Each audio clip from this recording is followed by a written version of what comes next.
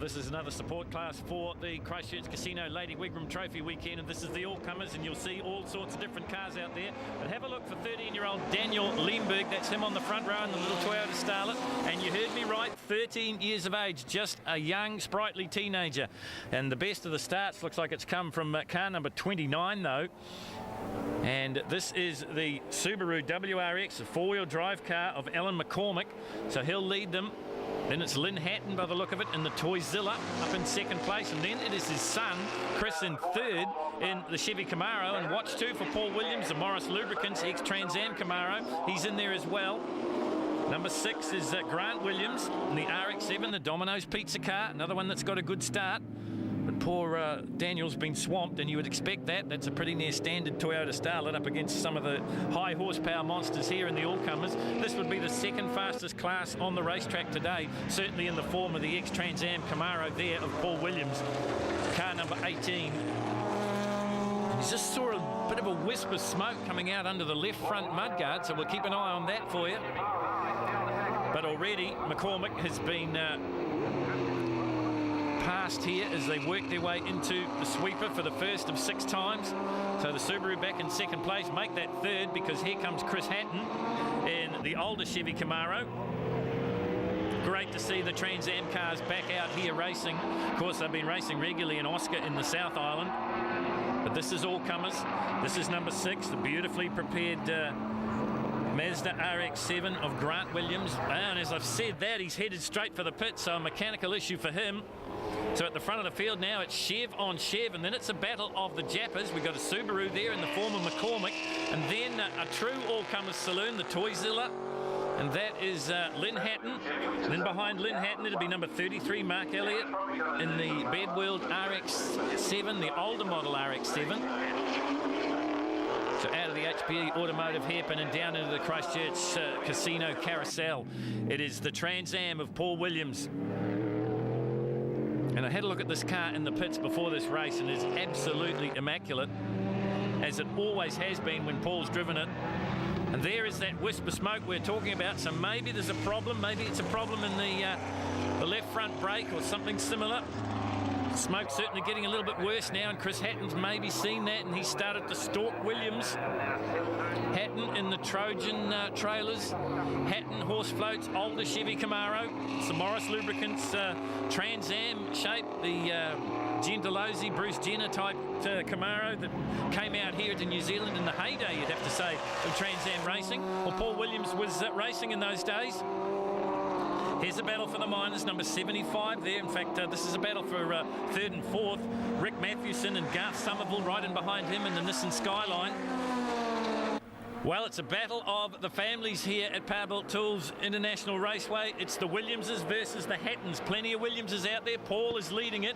And then it is Chris Hatton sitting in second place. Now, his father, Lynn, is in this field.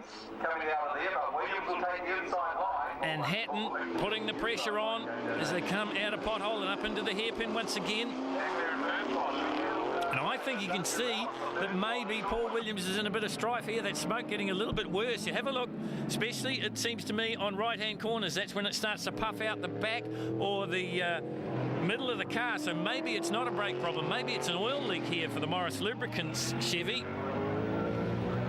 And there, well, yeah, it's getting bad now. Well, circling like a shark behind him, and that'll be like blood in the water for Chris Hatton. He'll just know to keep the pressure on Williams.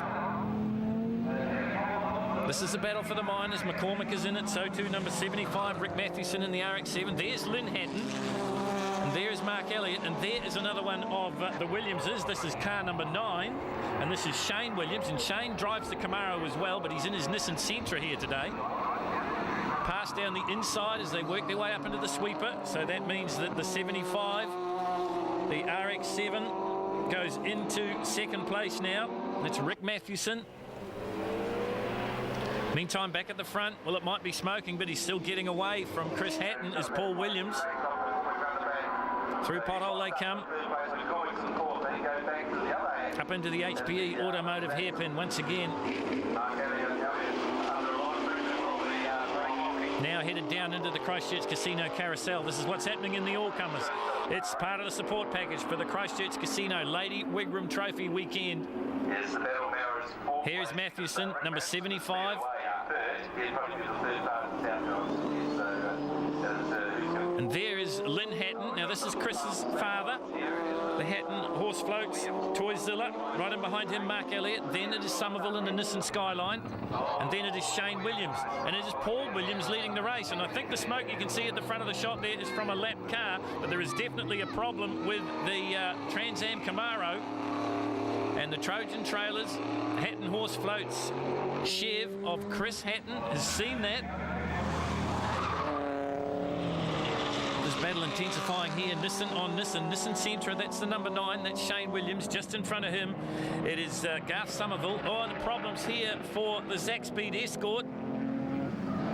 Oh, that's a beautiful little car, the number 101. And unfortunately, it's all gone wrong. It's a mechanical issue, I'm sure, for Phil McNabb. And maybe a mechanical issue for Paul Williams, because now Hatton is right on him, and that's Chris Hatton we're talking about. The man from Kaiapoi in the older model Chevy Camaro.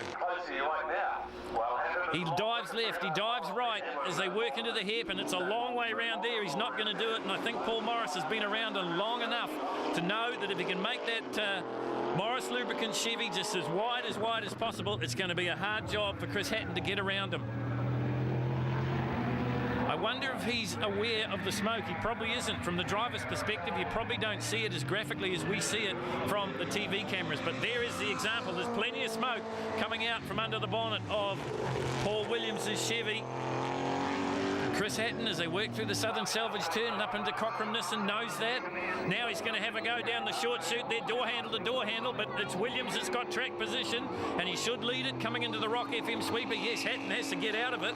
He'll try the outside-inside cut here, and the oil surge is getting worse in the Williams car, and it's all the time now, so it's obviously an oil leak. Let's hope there's plenty of Morris lubricants on board to get him through to the finish. Williams leads it, Hatton is second. There's a long gap back to third. And the last time we looked, it was the 75, the RX-7 of Matthewson. Behind him was Grant Williams in the 6. Oh, and there's problems here for Lynn Hatton. He shoots off onto the grass up at the sweeper, so that's a big moment. And he rejoins just in front of David Reed, but Reed should have him down the long front straight here at Powerbuilt Tools Raceway. This is what's happening at the front, down to the business end. The smoke wisping out under the front mudguards. We think it's an oil leak for Paul Williams. Right in behind him, Chris Hatton. Here is the 17 of Somerville. Once again, Chris Hatton draws alongside, but he can't make the pass stick. It's never going to work round the outside of the sweeper or the hairpin, and it hasn't worked for Hatton here, and he's running out of laps. Plenty of smoke, but he'll see the checkered flag first, and Paul Williams will get the win. Chris Hatton will come across the line in second place, and then it's Rick Matthewson in the Mazda in third. The Subaru of Alan McCormick is fourth, and then it's Garth Somerville in the Nissan Skyline.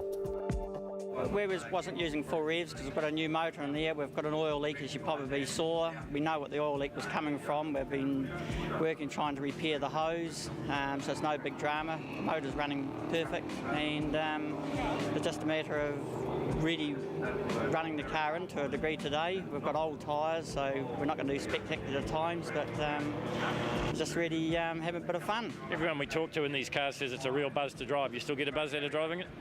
Yeah, I do.